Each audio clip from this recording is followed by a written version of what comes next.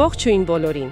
Նախ ուզում եմ շնորհակալություն հայտնել ձեր բաժանորդագրությունների համար։ Իսկապես գնահատում ենք։ Իսկ այսօր մի հետաքրքիր թեմա ենք քննարկելու, հիմնված թեդի նյութի վրա։ Երբևէ ձեր տեսադաշտում տեսել եք տենց տարօրինակ լողացող բաներ,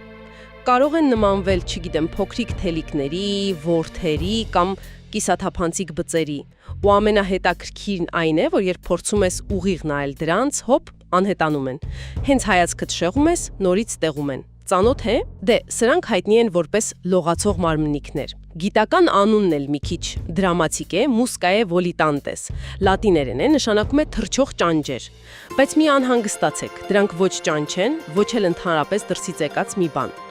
Դրանք գտնվում են հենց մեր աչքի խնձորակի ներսում։ Ու թեև անընդհատ շարժվում են, փոխում են ձևը, բայց կենդանի չեն։ Իրականում դրանք ուղղակի փոքրիկ օբյեկտներ են, ասենք հյուսվածքի կտորներ, կարմիր բջիջներ կամ սպիտակուցի կուտակումներ։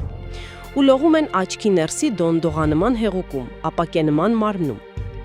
Դրա համար էլ երբ աչքը շարժում ենք, դրանք էլ են շարժվում։ Իսկ երբ կանգնեցնում ենք, դրանք կարծես մի քիչ էլ շարունակում են շարժվել, թեթևակի ցատկելով։ Իրականում մենք տեսնում ենք ոչ թե իրենց, այլ իրենց թվերները մեր ցանցաթաղանթի վրա, այսինքն աչքի հետևի լուսազգայուն շերտի։ Հա, ճիշտ է։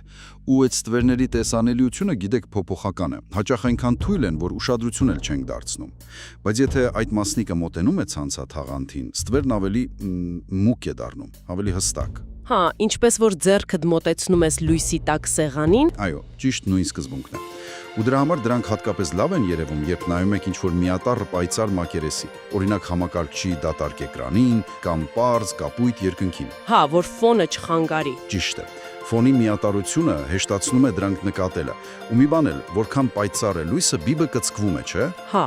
Դե փոքրացած բիբը, ինչպես լուսանկարչական ապարատի դիաֆրագման, պատկերն ավելի սուր է դարձնում ու այդ ստվերներն են ավելի հստակ երևում։ Բայց սա միակը չէ։ Կամ մեկ այլ տեսողական երևույթ, որը նման է, բայց բոլորովին այլ բան է։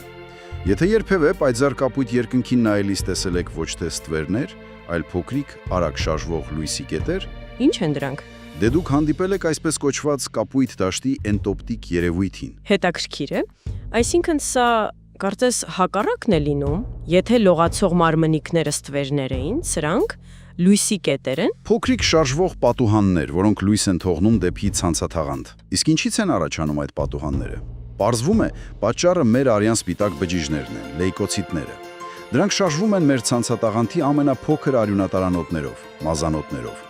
Այս լեյկոցիտները կարող են բավական մեծ լինել, գրեթե մազանոթի լայնքով, ու իրենց առջևից մղում են արյան պլազման։ Հա, տրամաբանական է։ Դե քանի մանի որ լեյկոցիտը եւ այդ պլազման ավելի թափանցիկ են կապույտ լույսի համար, քան մազանոթի մնացած մասը լցնող կարմիր բջիջները, Այդ հատվածներում ավելի շատ լույս է անցնում։ ճիշտ է այդպես։ Ու մենք տեսնում ենք շարժվող լույսի կետ մեր անոթների ուղիներով, նույնիսկ մեր զարկերակի ռիթմով։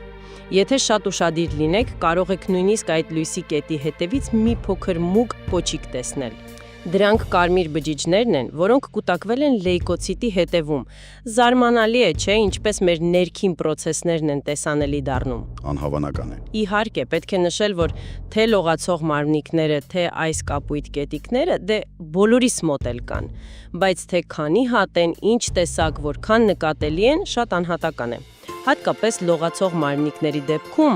մեր ուղեղը գիտեք ժամանակի ընթացքում սովորում է դրանք ուղղակի անտեսել։ Ֆիլտրում է։ Հա, որպես անկարևոր ինֆորմացիա։ Այնպես որ սովորաբար դրանք մեզ չեն անհանգստացնում, բայց ուշադրություն դարձրեք։ Եթե հանկարծ նկատում եք, որ դրանց թիվը կտրուկ ավելացել է կամ դարձել են շատ մեծ, խանգարում են տեսողությանը կամ տեսնում եք լույսի փայլատակումներ, Դա արդեն կարող է լուրջ նշան լինել։ Հա, դա կարող է ցանցաթաղանթի հետ կապված խնդրի, պատրվածքի, շերտազատման նշան լինել։ Այդ դեպքում պետք է անպայման, անհապաղ բժշկի դիմել։ Շատ կարևոր նրբություն է։ Բայց ընդհանուր առմամբ այս երկու երևույթներն էլ, թե ստվերները, թե լույսի կետիկները, մեր տեսողության բնականon, ներքին, այսպես ասած, սպեցեֆեկտներն են։ Այո, ու դրանք մի տեսակ հիշեցնում են, որ այն ինչ մենք տեսնում ենք, միայն արտաքին աշխարհից չի գալիս։ Մեր ընկալումը ձևավորվում է նաև մեր սեփական կենսաբանության, մեր աչքի, մեր ուղեղի աշխատանքի շնորհիվ։ Հա, մեր ներքին աշխարհն էլ է մասնակցում։ Ճիշտ է։ ու սա ստիպում է մտածել, էլ ինչ ընկալումներ կան, որոնք մենք համարում ենք արտաքին իրականություն, բայց դրանք գուցե ավելի շատ մեր ներքին վիճակի արտացալումն են, քան մենք պատկերացնում ենք։ Հետաքրքիր հարց է, չէ՞։